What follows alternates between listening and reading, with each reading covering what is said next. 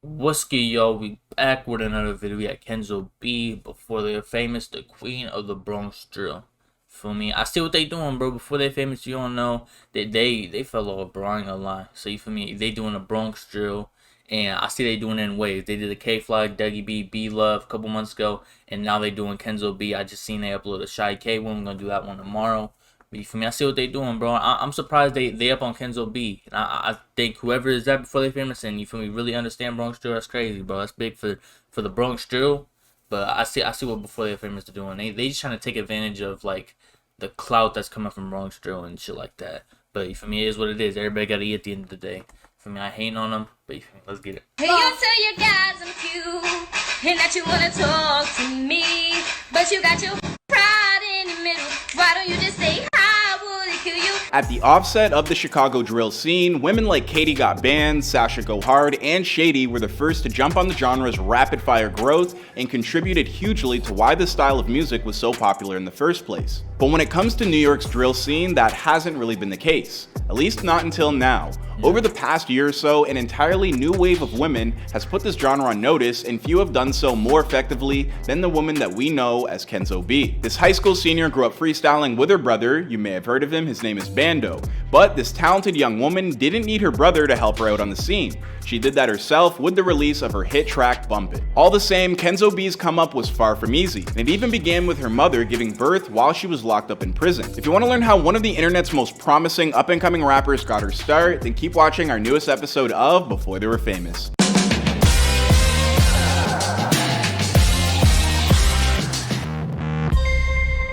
Kenzo B was born on March 4th, 2005 in Connecticut. If you're curious about her government name, well, that hasn't been released to the wider world at large as of yet. As for why Connecticut and not the Bronx, that would be because Kenzo was born in lockup while her mother was serving time in prison on an 11-year sentence. I was fake only born because my mom was doing time and up there. So when she came home, so we she was locked up in Connecticut? Yeah, she was locked up. So I was born and she was locked up. Then I came to the Bronx. Following her birth, Kenzo would stay with her mom while the two of them spent time living in a halfway house for 3 months. But I ain't gonna lie, I knew that. I watched like, you feel me? Now that my second channel growing, I gotta make sure I know everything about these rappers, their backstory and shit like that. So I be watching all the interviews. I watched Kenzo B's interview actually a couple of days ago, like a week ago or some shit like that. I watched the P Films one. She was saying that, I was like, damn, bro, 11-year bid. She came out of halfway house for a month, gave birth, and then she went back in and did the rest of her bitch. Shout out her mom, bro. She stayed solid. You feel me? Did what she had to do to be in her child's life. Both her child's life. Or I think Kenzo got 2 brothers, one older and then Bando. So, you feel me? Shout out her mom. after those short few months were up, Kenzo was sent to live with her grandmother in Harlem while her mother carried out the rest of her sentence. After finishing her bid, Kenzo's mom would finally return home, pack up her daughter, and move them both to the Bronx. More specifically, the River Park Towers, a particularly violent and dangerous part of town where this talented young kid would spend the next 12 years of her life. As a kid, Kenzo grew up with 2 siblings, both of whom she was close with, and one of whom would turn into the big-time Bronx rapper, Bando. Someone she looked so much alike that when they were growing up, everyone seemed to think that they were twins. When they were kids out on the streets, Kenzo... I didn't know until that interview I just watched, bro. I was like, they gotta be twins, bro. They look so similar in age. Bro, I swear I thought Kenzo says that she was the good one, while Bando was always a badass looking to get into all kinds of trouble. But since these two were always together, Kenzo would find herself sharing in Bando's inevitable punishment. Guilty by association. As for herself, Kenzo recalls being something of a social butterfly as a kid, but that pretty quickly went away as she became more and more of an antisocial teenager who would largely keep to herself. There's a lot of love in this world when I was younger. Now there's no love out here. While growing up in the RPT, Kenzo met the kid who would one day become D-Thing. At the time, he wasn't the rapper that we know him as today, and he introduced himself to Kenzo in typical boy meets girl fashion by being mean to her. But over the next little while, their relationship would change and they'd become best friends. As D-Thing's career eventually began to explode, Kenzo had a front seat to watch firsthand as he went from somebody that nobody knew to one of the most famous rappers in the city. It would provide both motivation and free D-Thing, man. Like, I be seeing this shit, I'm like, damn, bro, his impact is so crazy, bro. I really hope, you feel me, he beats everything and just gets out, bro, and really like changes his life, bro, because he really got hella potential, bro. Something of a blueprint that Kenzo herself could utilize later on. And knowing that his best friend had some real skill behind the mic, once D-Thing began to take off, he encouraged Kenzo to get in the studio and collaborate with him on a song. But she never did, because at the time, Kenzo thought he was playing. For me, he used to tell me, like, cause he knew I could rap, so he used to tell me, like, yo, best friend, we need a song, like, get in the studio, you could do that shit. And I always used to just be playing.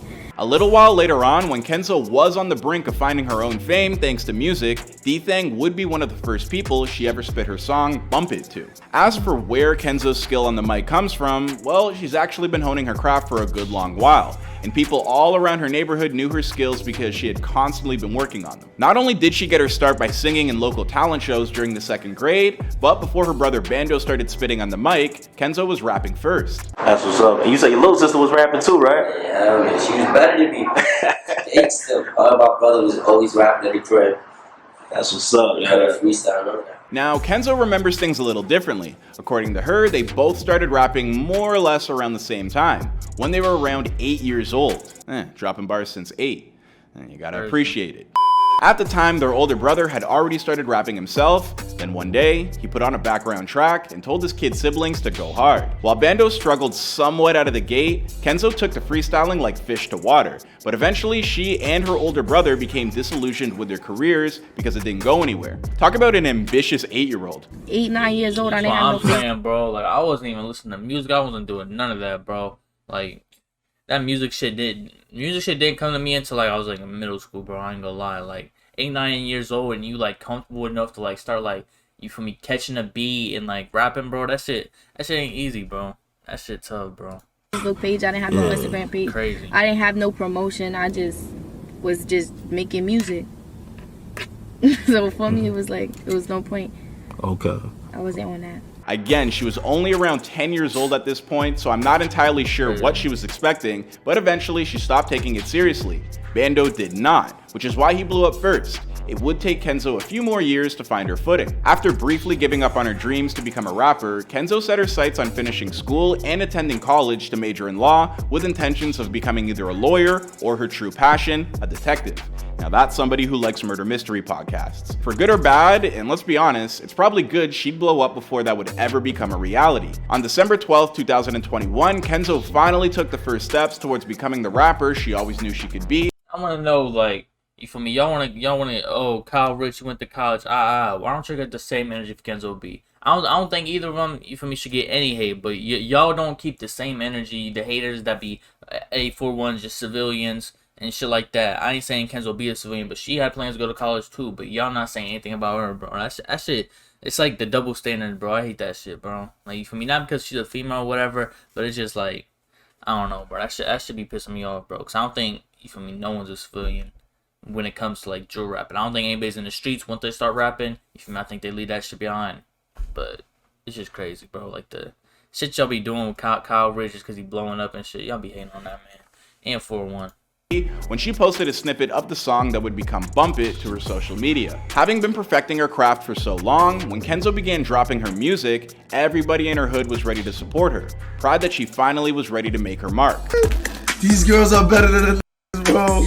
Hey, shout out Sucky, man. Where to they bugging? These girls are better than bugging. And yo, let's get one thing straight. Kenzo may have briefly given up on her dream on becoming a rapper, but she never gave up on practicing to become better. She continued to write and freestyle all throughout her teenage years, and so when she finally came up with Bump It, she knew she had something special. Soon enough, she was shooting her first music video for the single, and upon its release, it would quickly blow up past 1 million views in almost no time at all. Despite her immediate success, Kenzo would remain hungry and keep churning out the hits. Before long, tracks like The Realist and Wish, which literally just dropped a few days ago, would follow. And just like that, Kenzo B had become the newest female face of Bronx drill music. As for where her career takes her from here, well, she's working on a new EP tentatively titled Top Dog.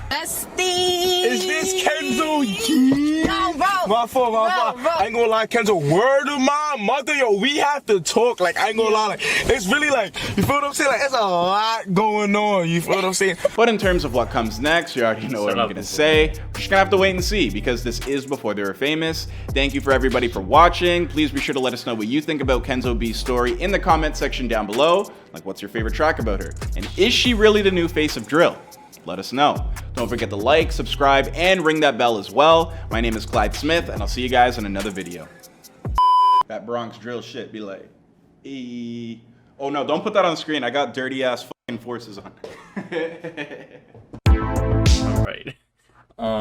Nah, bro, I think Kenzo B got a lot of room to grow, and just, I think she can really go mainstream with it. I think she can be on a level that's similar to K-Flock, B-Love. I really think she got a lot of potential, bro. And the shit that she's putting out right now, and the audience that Bronx Drill got right now is, bro, I don't know if I'm just like more in tune Bronx Drill than before. Cause I fuck with Brooklyn Drill and all that, but when it comes to mainstream attention, Brooklyn definitely got it, but I think Bronx Drill got more of a fan base growing around it because of the shit that's happening in the streets and everything that's revolved around it other than just music, bro. Like, Brooklyn, they wasn't really talking about on some hot shit. They wasn't really talking like that. You feel me? Bronx Drill really got, like, an audience now, and I feel like they got the audience right now. That's why Kenzo B's pulling 1 million views. She's able to do that because Bronx Drill's audience is so much bigger. But I think she got a lot of room to grow, and I think, you feel me, her audience is gonna grow as well, bro. Once Bronx Drill becomes more mainstream, Shy K, USG keeps growing, I think she's gonna go right next to him, bro. I think she's at the level right now that, you feel me, 1 million views is hard to get, bro. Definitely as a female,